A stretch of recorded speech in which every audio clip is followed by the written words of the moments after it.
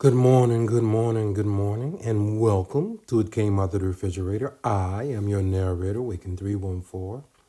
Today, we're going to start our new series called Comes with Clarity.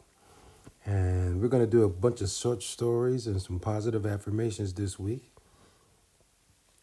just around making sure we heard what we were supposed to hear, right? Just a short definition. Clarity is the quality of being clear and easy to understand, see, or hear. It also can mean the ability to think clearly and not be confused, right?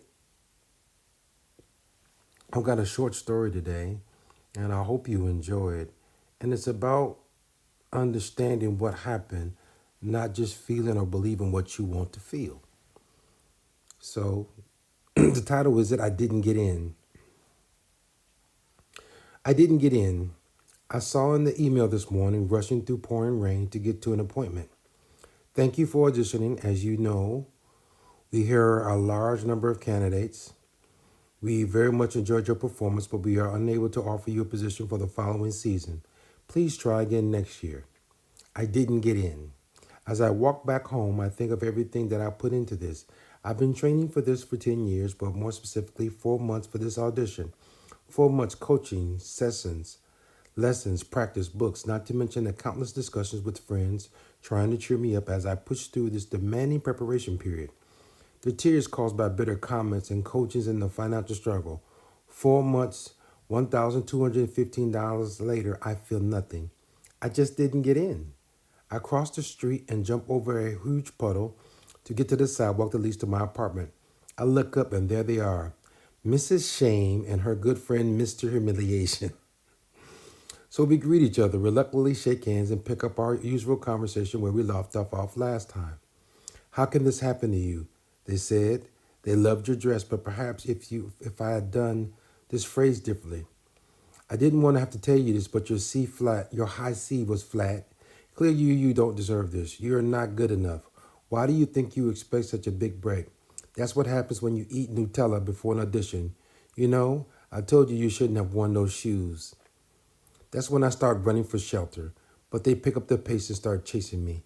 I poke Mr. H in the eye with my umbrella at the corner of the Should Have Known Street and Newitt Avenue.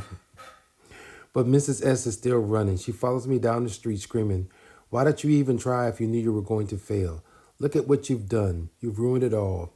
Your career, your future. Now what are you going to do? Perhaps you should try something else. Something you're actually good at, like accounting." That's it. I've heard enough. I turn around, still painting from my fugitive run. I catch my breath, stand tall, look Miss in the eye and say, "Stop it. I just didn't get in, okay?" Time is suspended. Mrs. S is quite shocked that I actually have a voice. So I am, and that I dared calling her off. I take a few seconds of astonishment to quickly run into my apartment and lock the door. I'm afraid to turn around because Mrs. S has a tendency to creep in through the cracks of the windows and doors when I am not looking. Perhaps I didn't get to see her in. Slowly I turn and everything is there, untouched, unmoved, blissfully unaware of the fight I just picked downstairs on the street.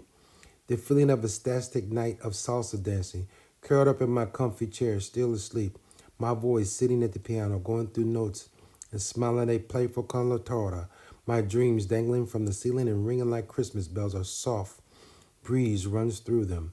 I hear a sound of warm laughter coming from the kitchen. As I walk in, I see the support and love of my friends and family, all having croissants and cappuccino for breakfast, enjoying the story that has just been told. I walk to the window and see Mrs. S, hands in the air, hysterically chasing after a college student who probably just struggled through an exam. As I close the curtains, I realize that my life, my love, my faith, my spirit, my health, my curiosity, my determination, my art, my joy are intact and ever shining. So guess that's it. I just didn't get in. That's all. This is a short story by Charlotte Gagnon. And it's just about her doing an audition and her failing to get the job after she didn't get the audition. But the cool thing is, it's just about that clarity, right? About recognizing that you tried your best, you invested a whole bunch, and it just didn't work that time. It's okay to fail. It's okay that things didn't go the right way. Long as you're clear about what you did, what were your actions, and what was the result. We all need a little clarity sometimes. We all need to be clear about what we're talking about and what we're understanding so we can level set and be able to communicate in the right path with each other. So I'm going to enjoy this series this week as I do all, but this one has a special support in my heart for this week. So let's talk about today's snack.